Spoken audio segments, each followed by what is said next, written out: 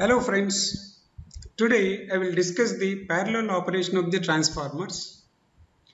So in this topic, let me consider first what is the necessity of this, then what are the advantages of this parallel operation of the transformers, then what are the conditions to be satisfied to operate the transformers in parallel. And then we go to the two derivations. One is when the two parallel transformers have the different turns ratio, what is going to happen and what is the derivation that we get for getting the total load current. Similarly, what is the total load voltage. Similarly, there is another derivation when the two transformers have the equal turns ratio, then what is the total load current and also total voltage across the load, and what is the contribution of current by each transformer. So let me consider first what is the necessity of this parallel operation of the transformers. So when we have the load normally represented in terms of kVA rating, if the kVA rating of the load is more than the individual transformer kVA rating, in that case one transformer cannot supply the power to the load. To overcome that, we connect another transformer whose kVA rating is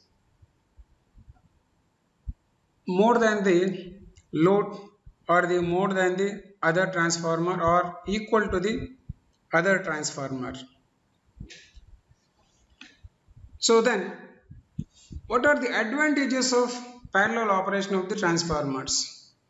So if you feed the load with the two transformers or more transformers, by any case, if one transformer fails to operate, with the other transformer we can supply the partial load so that it is continuously operates. Another advantage is when two or more transformers feeding a load, then the reliability of power supply to the load is more. And the another point is, depending upon the demand, switching of additional transformers can be done in parallel with the load to achieve economical and efficient operation of the system. Similarly, it also gives a scope for the future expansion of the substation. Similarly, another advantage is the size and cost of standby transformer is much less than the high capacity single transformer.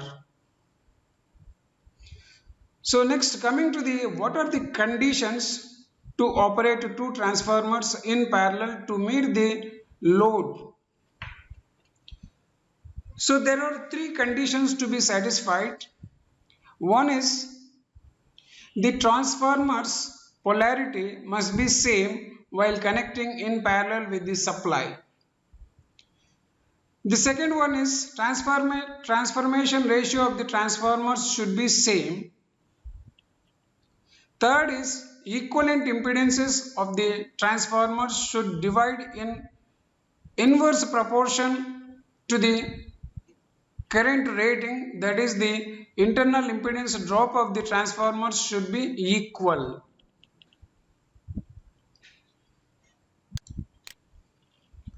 So let us see if the turns ratio of the two transformers which are connected in parallel with the supply and load is equal. So here parallel operation of the transformers means, so let us say this is the transformer A and this is the transformer B. To connect these two transformers in parallel, we have seen the conditions to be satisfied.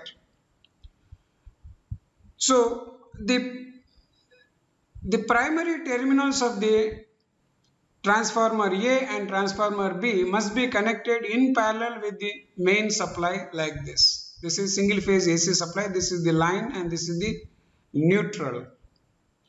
Similarly, transformer B secondary and transformer A secondary should be connected in parallel like this, and that in turn in parallel with the load like this.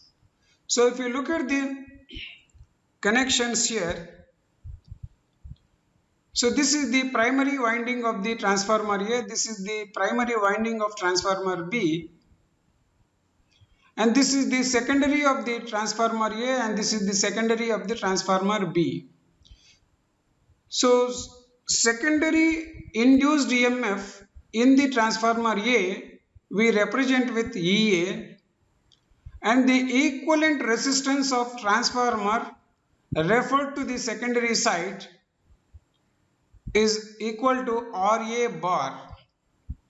Similarly, the total reactance of the transformer A referred to the secondary side we represent with XA bar like this. And this total RA bar plus JXA we call that as total impedance of the transformer A. And the current supplied by the secondary winding to the load we call that as IA like this. And similarly, transformer B has primary like this connected in parallel with the supply. Of course, this is also in parallel with the primary of the transformer A. And transformer B has secondary induced EMF called EB. Similarly, secondary side total equivalent resistance is nothing but RB bar. And similarly, the total reactance of the transformer B referred to the secondary is, we call that as XB bar. And this RB bar plus JXB bar, we call that as ZB. And the current supplied by the secondary of the transformer B, we call that as IB. So if we look at the diagram, we will see that so one current is supplied by transformer A, the other current is by transformer B, and both are feeding the same load like this. The total current IA and IB we call that as I, and the voltage across the load we call that as V. So as per third law of parallel operation condition, so the current supplied by the each transformer should be inversely proportional to its equivalent impedance, that is IA ZA is equal to IB ZB, or IA by IB is equal to ZB by ZA. We call this is equation 1. And if you look at this here, applying the KCL, so I is nothing but total current to the load, that is equal to IA plus IB, and we call this is equation 2. So applying the current divider rule at this load, we can find out what is the current supplied by the transformer A and current supplied by the transformer B. So that is I is equal to total current, that is load current, into ZB divided by ZA plus ZB. Similarly, IB is equal to I into ZA divided by ZA plus ZB. If the XA bar by RA bar is equal to XB bar by RB bar, then the currents IA and IB are in phase, so that the total current I is equal to IA plus IB, means it is just arithmetic sum of the two currents supplied by the two transformers. So if you draw the vector diagram, we get like this. This is IA and this is IB, and when you add these two, we get the total current I like this. Suppose XA bar by RA bar is not equal to XB bar by RB bar. In that case, the currents IA and IB will not be in phase with each other, and the total current is not equal to the arithmetic sum, but it is equal to the vector sum of the currents IA and IB. So we can write I bar is equal to IA bar plus IB bar. Since I bar, that is total current drawn by the load, is less than capital I, that is seen in the previous case,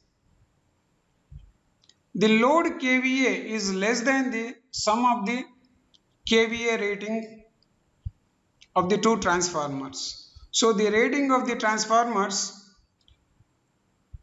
is less than the rating kVA rating of the load, that is kVA load less than kVA of transformer A plus kVA of transformer B. So if you draw the vectors of IA and IB, when XA bar by RA bar is not equal to XB bar by RB bar, we get the vector diagram like this. This I, which we call here as I bar, is less than the arithmetic sum of the currents IA and IB. So the kVA rating of the load will be less than the sum of the kVA rating of the transformer A and transformer B. So we have seen what is the necessity of parallel operation of the transformers, and also we have seen what are the advantages of the parallel operation of the transformers, and also we have seen what are the conditions to be satisfied to operate the transformers in parallel to the load. And also we have seen if the turns ratio of the two transformers which are in parallel, then what is the kVA rating of the load,